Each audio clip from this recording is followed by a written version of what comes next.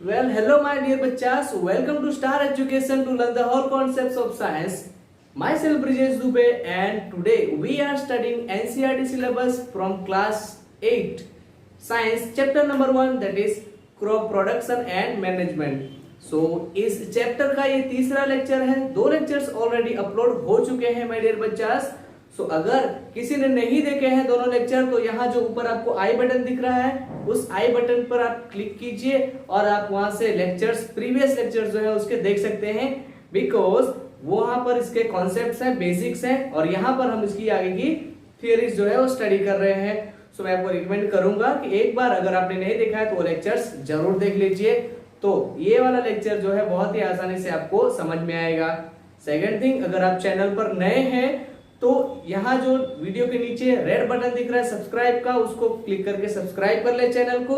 उसके बगल में जो बेल आइकन आएगा उसमें ऑल सिलेक्ट कर ले ताकि आपको डेली वीडियोस की नोटिफिकेशन जो है वो मिलती रहे और आप सबसे पहले लेक्चर को देख सको और वॉच कर सको।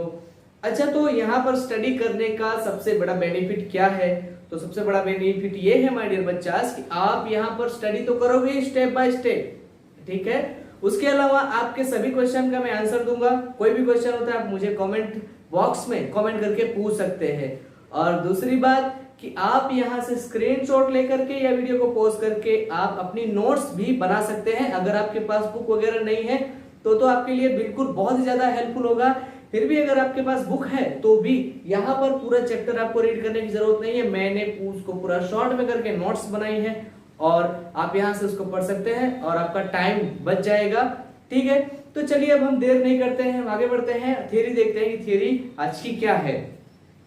सो ये थर्ड लेक्चर है और इस थर्ड लेक्चर के अंदर में हम स्टडी कर रहे हैं सोइंग, ठीक है माय डियर बच्चास। तो इसके प्रीवियस वाले लेक्चर के अंदर में क्या हमने स्टडी किया था कि प्रिपरेशन ऑफ सॉइल, यानी कि जब कल्टीवेशन किया जाता है, जब क्रॉप लगाए जाते हैं या सीडिंग की जाती है तो सॉइल को क्या करना पड़ता है, उसको प्रिपेयर रेडी करना पड़ता है उसके लिए, ठीक है।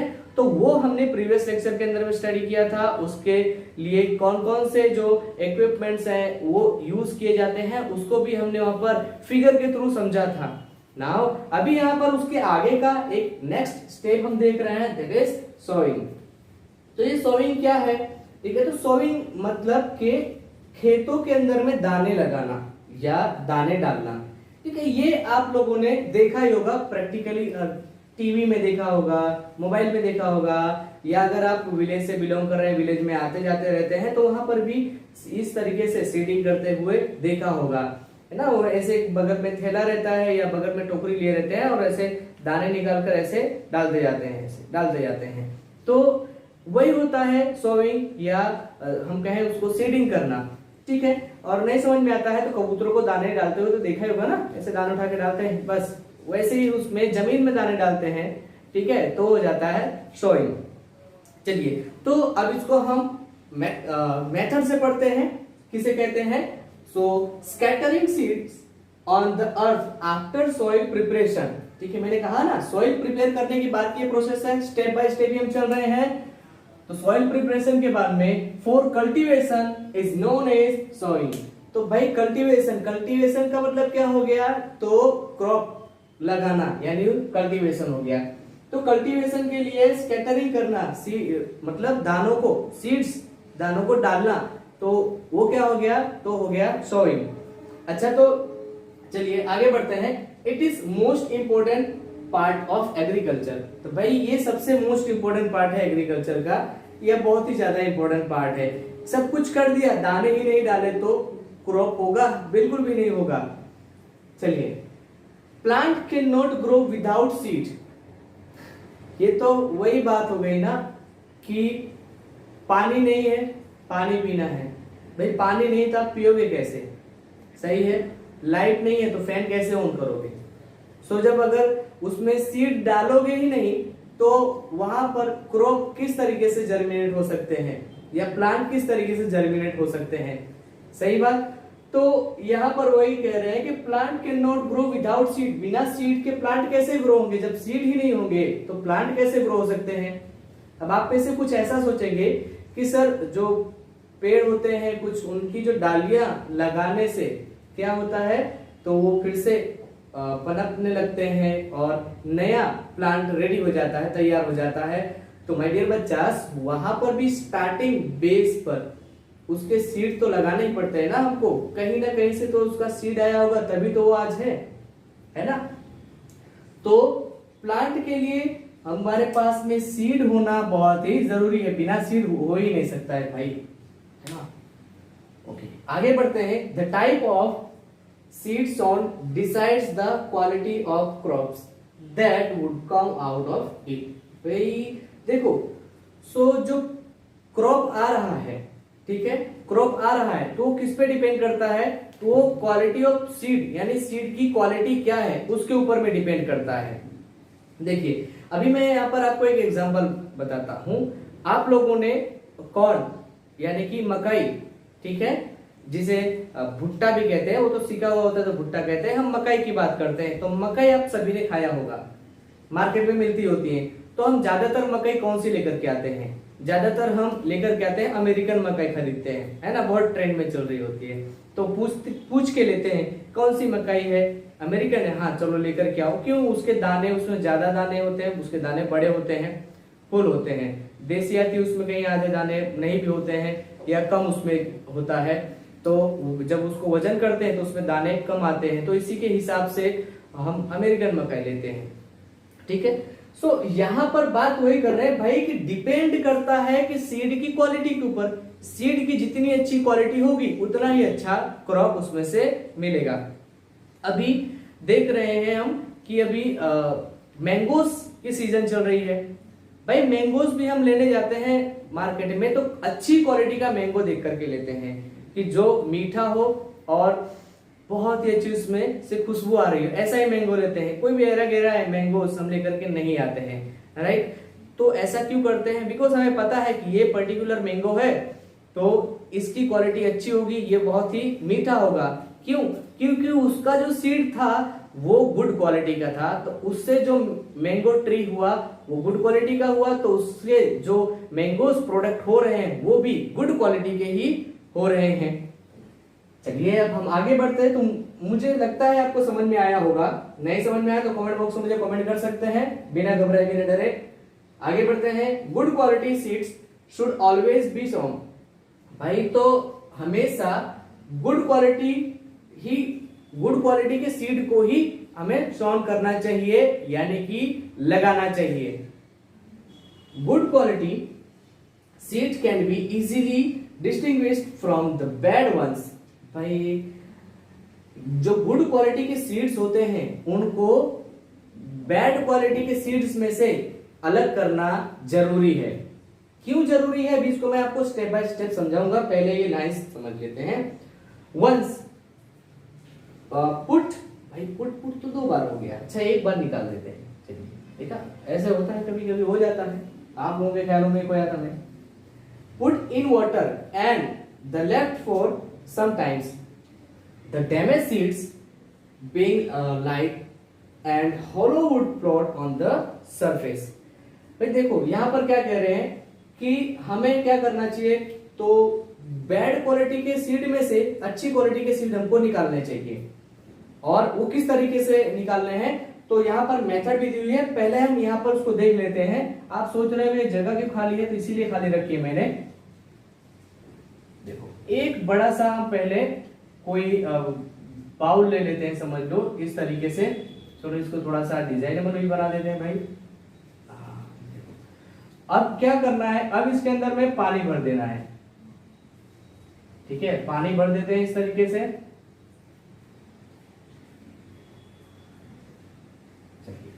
पानी भर दिया इसके अंदर में।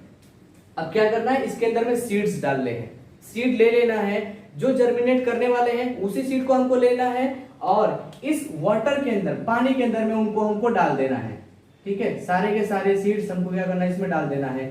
तो सारे के सारे जब हम सीड्स डालेंगे तो क्या होंगे, वो कुछ तो उसके ऊपर में फ्लोट करेंगे और बाकी जो होते हैं वो नीचे इस तरीके से वहां पर बैठ जाएंगे। आप सीड की बात कर रहे हैं, हम कोई भी सीड यहाँ पर ले सकते हैं जर्मिनेशन के लिए, ठीक है। फिर वो किसी भी टाइप का वेजिटेबल के भी सीड्स हो सकते हैं और दूसरा किसी ग्रेन के भी सीड्स हो सकते हैं। तो कुछ सीड्स जो है वो ऊपर वाटर के ऊपर में फ्लोट करेंगे, तैरेंगे ऐसे। अब उसके लिए उसको थोड़ी देर रहना पड़ेगा। जैसे घर में चने वगैरह भिगोते हैं ना, तो उसमें से कुछ एक दो ऊपर तैरते रहते हैं। ये घर में भी हम प्रैक्टिकली देखते हैं, ठीक है। तो साइंस हमारे घर से ही जुड़ा हुआ है, ठीक है। तो ये जो ऊपर तैर रहे होते हैं सीड, ये बैड क्वालिटी के सीड्स होते हैं, यानी खराब क्वालिटी के। तो इनको हमें जर्मिनेट नहीं करना चाहिए, उसमें लगाना नहीं चाहिए। तो जो अंदर सिंक हो जाते हैं वाटर के अंदर में, वही सीड्स हमको चाहिए जर्मिनेशन के लिए, यानी कि सॉइंग मेथड के लिए, ठीक है, खेतों में डालने के लिए। सो ये जो सीड्स होते हैं उसको निकाल करके वो खाने योग्य भी नहीं होते हैं, ठीक है। कुछ अंदर से खोखले रहते हैं, कुछ में कीड़े सड़न पड़ी रहती है, इस तरीके से रहते हैं। कुछ अंदर से सूख चुके होते हैं कि जिनका जर्मिनेशन ही नहीं हो पाता है। आप आगे के स्टैंडर्ड में जाओगे तो ये भी आएगा कि कुछ सीड्स होते हैं जो अंदर से सूख चुके होते हैं, हमको दिखते हैं हेल्दी बट अंदर से सूख चुके होते हैं, उनका जर्मिनेशन होना पॉसिबल ही नहीं होता है। तो भाई इनको हमको रिमूव कर देना चाहिए। अब ऐसा क्यों करना चाहिए? आप बोलोगे कि सर इनको ऐसा करने से क्या मतलब है, भाई उसमें जाने देते हैं तो क्या हो जाएगा। तो ऐसा नहीं होता है, बिकॉज कि जितनी भी फील्ड होती है, जितना एरिया होता है खेती के लिए, वो सारा का सारा एरिया डिसाइडेड होता है कि इतना 1 हेक्टर का है, 1 एकड़ का है अगर खेत, तो उसमें इतना सीड ही चाहिए होगा। 5 एकड़ का है तो उसमें इतना सीड ही चाहिए होगा। तो वो पूरा वजन से जाता है, पूरा उसमें वजन करके उसमें सीडिंग की जाती है, सोइंग की जाती है, ठीक है। तो अगर हम बाई चांस अगर हम 2 kg हम लेकर के जा रहे हैं सीड, कितने 2 kg, अब उस 2 kg में से 500 ग्राम, ठीक है, 500 ग्राम क्या होता है, खराब हो जाता है। तो अब सोचिए क्या होगा, उस फील्ड में उतने सीड जो है खराब निकल गए, यानी 25% सीड खराब निकल गए। यानी कि क्या हुआ, 25% जो वहां पर कल्टीवेशन था वो कम होगा। तो कितनी बड़ी प्रॉब्लम है। तो लाखों का नुकसान, पानी तो उतना ही जाना है उसके अंदर में, और फर्टिलाइजर तो उतने ही उसमें डालना है, टाइम उतना ही जाना है, मेहनत उतने ही लगनी है, लेकिन उसका आउटपुट कम। तो ये उससे नुकसान होता है। तो इसके लिए सीड्स जो होते हैं अच्छी क्वालिटी के ही लेने चाहिए, बैड क्वालिटी के हमको सीड्स नहीं लेने चाहिए। चलिए अभी हम थोड़ा सा और आगे बढ़ते हैं माय डियर बच्चास, देखते हैं सोइंग मेथड। भाई ये जो हम लगाते हैं ना बीए, उसमें इसके भी कई सारे मेथड्स होती हैं। सो उसी में से अभी एक मेथड देखते हैं, उसके बाद हम दूसरी मेथड्स देखेंगे। भाई एक साथ सारा नहीं देख लेंगे। चलिए, तो पहली मेथड है broadcasting. This is the traditional method of sowing. भाई ये कौन सी मेथड है, ट्रेडिशनल। अच्छा, ट्रेडिशनल का मतलब क्या है, तो जो परंपरागत पहले से जो चला आ रहा है, बहुत पुराना है, टाइम बहुत टाइम से चला आ रहा है, तो उसे हम ट्रेडिशनल कहते हैं, ठीक है। जैसे होते नहीं है ट्रेडिशनल ड्रेसेस या ट्रेडिशनल क्लोथ्स, है ना, तो क्या होते हैं, परंपरागत जो होते हैं वेशभूषा, उसी हिसाब से ट्रेडिशनल मेथड पे पुरानी परंपरागत ये एक मेथड है। इन दिस मेथड, इस मेथड में seeds spread on the field manually by hand. तो इसमें सीड्स जो होते हैं उनको मैन्युअली हाथों से वितरित किया जाता है, स्प्रेड किया जाता है। मैंने आपको शुरू में बताया कि कबूतर को दाने डालते हुए तो आपने सबको किसी न किसी को देखा ही होगा, है ना।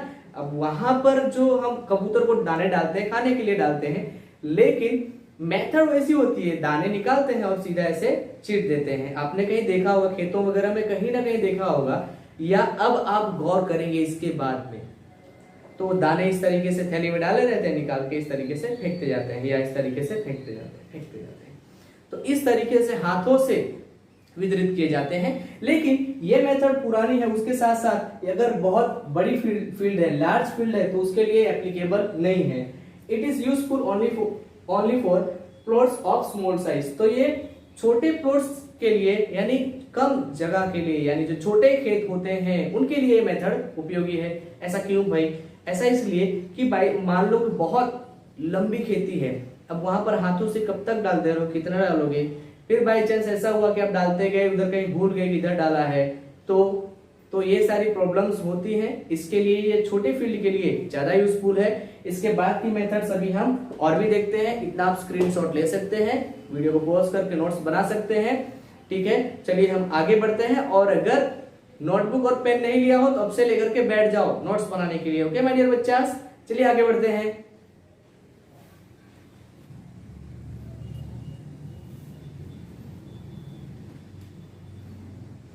सो माय डियर बच्चास, अभी हम आगे बढ़ते हैं, देखते हैं अनदर जो उसके दो टाइप्स है सोइंग के वो। ठीक है, तो सोइंग मेथड, अरे बोलो कि यहाँ पर भी आ गया, अबे वहां नीचे था, अब उसी को ऊपर ले लिया है मैंने, है ना, पता चले ताकि कि हम क्या स्टडी कर रहे हैं भाई। So second number, traditional seed drill. अब ये ट्रेडिशनल सीड ड्रिल क्या होता है उसको देखते हैं। A seed drill composed of a funnel which has a long and pointed neck। ठीक है, तो सीड ड्रिल क्या कंपोज करता है, एक फनेल, ठीक है, जिसकी नेक जो कैसी रहती है, पॉइंटेड रहती है, पॉइंट वाली रहती है। It is attached to the plough shaft. तो ये किसके साथ में अटैच रहती है, तो भाई प्लाव शाफ्ट के साथ ये अटैच रहती है। प्लाव शाफ्ट क्या होता है, तो इसको हम प्रीवियस लेक्चर में स्टडी कर चुके हैं, यहां पर ज्यादा डिस्कशन नहीं करेंगे। Okay, when seeds are kept in the funnel they drop gradually through the neck when the field is being ploughed. तो भाई क्या होता है कि सीड्स, वो जो पॉइंटेड नेक वाला फनेल रहता है उसमें से धीरे धीरे सीड्स डाले जाते हैं, और वहां पर क्या रहता है, एक पाइप जैसा स्ट्रक्चर रहता है, पाइप रहती है जो नीचे प्लाव शाफ्ट होता है उसके साथ में ज्वाइंट रहती है, कनेक्टेड रहती है।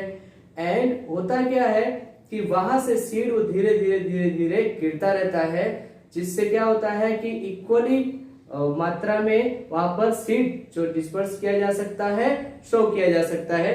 नाउ तो यहाँ पर मैं आपको थोड़ा सा फिगर ड्रॉ करके आपको हिंट दे देता हूं कि किस तरह से होता है।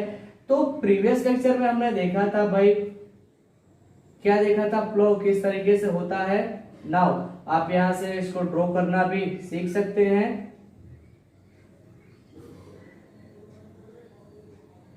देखिए ये इस तरह से होता है, जिसे हम हल कहते हैं, है ना। अगर आपको कोई भी दिक्कत प्रॉब्लम हो तो किसान के पास जाइए, क्यों, उसके पास हल होता है, हर समस्या का हल। देखिए इस तरीके से मैंने आपको प्रीवियस लेक्चर में फिगर ड्रॉ करके बताई थी। यहां से पकड़ते हैं और ये क्या होता है, तो यहाँ पर भाई इस तरीके से वो लगा हुआ होता है, यहाँ पर आयरन का बड़ा सा यहाँ पर नेल लगा हुआ होता है, जिससे क्या होता है, तो जिससे प्लगिंग की जाती है, टिलिंग की जाती है जमीन। भाई अब होता क्या है, कहीं कहीं पर इस तरीके से यहाँ पर से ही पाइप इस तरीके से लगा हुआ होता है सीधा यहाँ पर ऐसे, और यहाँ पर क्या रहता है, इस तरीके से फनेल जैसा इसका जो है मुंह रहता है। तो यहाँ पर चलाते रहते हैं और यहाँ से क्या करते हैं, सीड्स इसके अंदर डालते हैं और सीड्स यहाँ से आकर के यहाँ पर गिरते हैं, और साथ में जब यहाँ से ये आगे बढ़ता है तो जो यहाँ की मिट्टी होती है वो क्या होती है, उलट सुलट हो जाती है, और वो दाने क्या होते हैं इसमें नीचे ऐसे दबते जाते हैं और मिट्टी उसके ऊपर में आती जाती है। ठीक है, उसको कवर कर लेती है पूरी तरीके से सॉइल। सो इस तरीके से भी सोइंग की जाती है। ये ट्रेडिशनल के बाद का है, ये भी हालांकि ट्रेडिशनल है, बिकॉज इसके अंदर में जो इस तरीके से सीडिंग की जाती है, सोइंग की जाती है, उसके अंदर में ऑक्सीजन का यूज किया जाता है। ठीक है, यानी कि जानवरों का यूज किया जाता है। चलिए, अब the pointed end of the neck of seed drills pierce the soil and thus seeds go deep into the soil. भाई मैंने बताया ना आपको क्या होता है, यहाँ से पॉइंटेड जो होता है वो नीचे अंदर की तरफ में गया रहता है, और जब वहां से मिट्टी उलट सुलट होती है तो उसके अंदर में सीड्स जो है दब जाते हैं।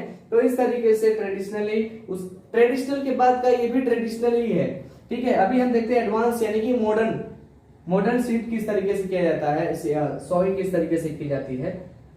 Now modern seed drill, it is like a traditional seed drill. ये भी ट्रेडिशनल सीड ड्रिल की तरह ही होता है।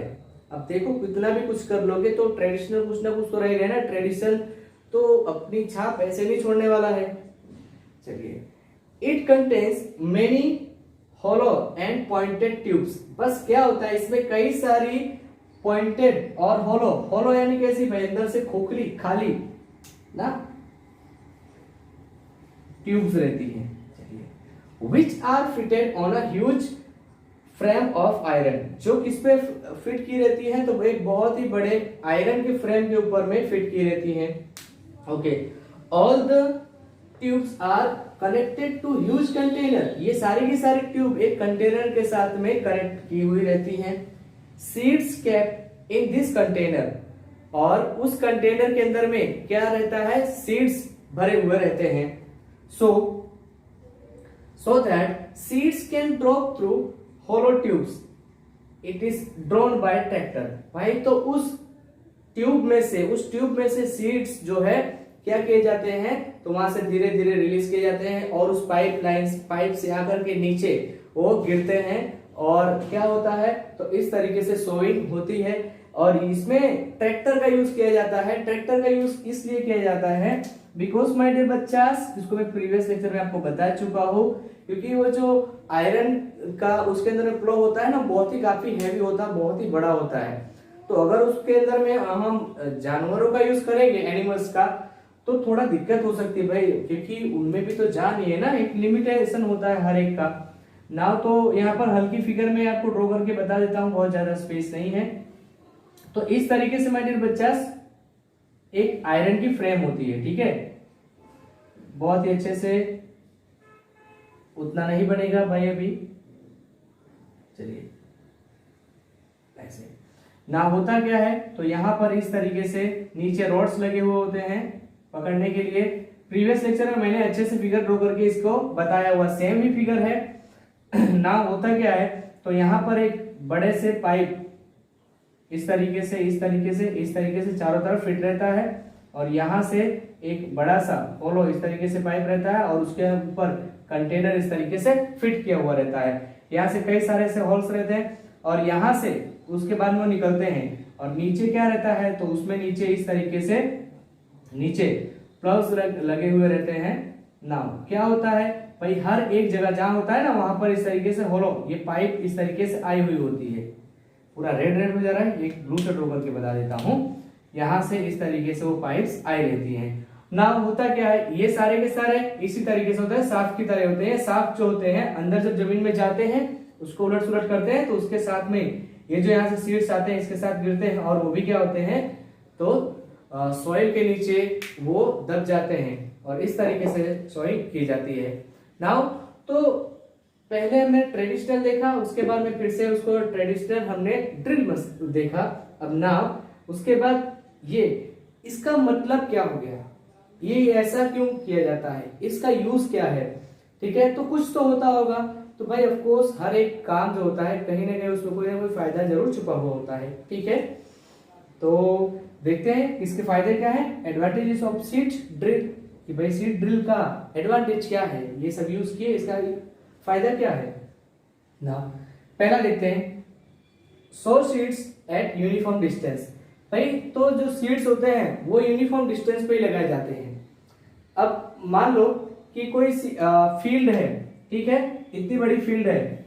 अब आपको क्या करना है, इस तरीके से उसमें इस तरीके से रोज है ना, आपको यहाँ पर सीडिंग करना है इस तरीके से, इतने इतने दूर पर होने चाहिए। अब यहीं पर एक बहुत सारे गिरा देंगे तो क्या होगा, अच्छे से कोई भी ग्रो नहीं कर पाएंगे, ठीक है।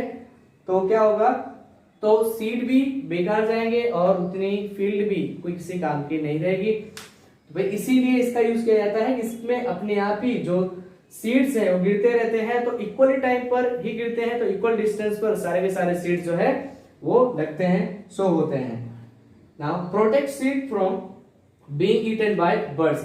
भाई मैंने पहले बताया ना, ऐसे हाथों से डाल देते हैं तो वो सीड ऊपर ही पड़े रह जाते हैं, ठीक है। लेकिन इससे क्या होता है, इससे सीड गिरते ही वो तुरंत ही जमीन के नीचे दब जाते हैं, मिट्टी के नीचे दब जाते हैं। तो जो बर्ड्स हैं वो उसको खा नहीं पाते हैं, तो जिससे जो सीड होता है वो बर्बाद नहीं होता है।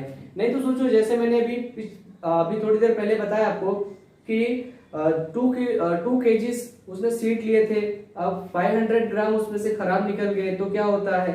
तो उसी हिसाब से अगर मानो कि उसमें से कुछ बर्ड्स आए और सीड्स खा गए तो क्या होगा, तो नुकसान होगा। तो उससे बचाने के लिए भी इसका उपयोग किया जाता है, इससे सेफ्टी रहती है थोड़ी सी। सेव्स टाइम, भाई टाइम बचाता है। अब मैंने कहा ना हाथों से डालते रहोगे कब तक डालोगे, इसमें रहेगा कि आप इधर आप पीलिंग कर रहे हो, प्लेइंग कर रहे हो और उधर सीडलिंग भी साथ में होती जा रही है, सोइंग मेथड भी साथ में होती जा रही है। Second, saves human labour. भाई तो क्या बचाता है, तो ह्यूमन लेबर भी ये बचाता है, यानी आपको एक्स्ट्रा आदमी नहीं रखना पड़ता है काम के लिए। नहीं तो आप क्या क्या करोगे, सीड उसमें सोइंग करोगे, प्लेइंग करोगे, हर एक काम तो आपको कोई ना कोई किसी ना किसी की हेल्प की जरूरत पड़ेगी। तो यहाँ पर लेबरिंग का खर्च भी बच जाता है। तो ये होते हैं इसके एडवांटेजेस। तो आई होप माय डियर बच्चास आपको सब कुछ समझ में आया होगा और आपने लेक्चर भी एंजॉय किया होगा। तो आप मुझे कमेंट में लिख करके जरूर बताना कि आपको स्टडी करना यहाँ से कैसा लगता है, अच्छा लगता है, कितना अच्छा लगता है, मुझे जरूर बताइएगा।